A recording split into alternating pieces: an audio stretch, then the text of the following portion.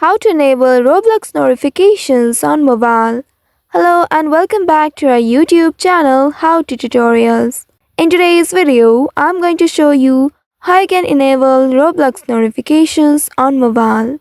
To do so, first of all, you will need to check your device settings whether the notifications are allowed or not.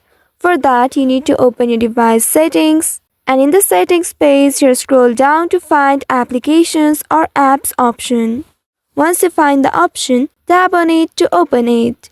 Inside it, you'll be able to see all the application installed on your device.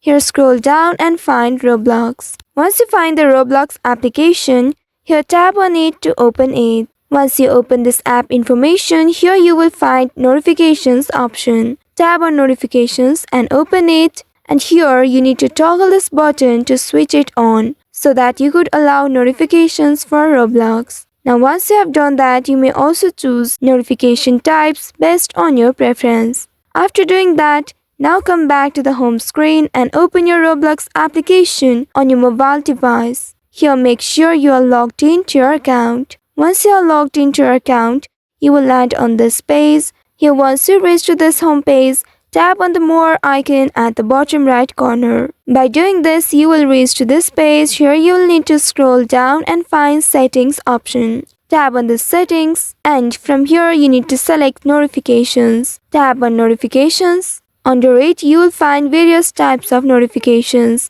like mobile push notification, email notification, experience notification and group notifications. Tap on the first one, mobile push notification. Here you can enable these options based on your preference.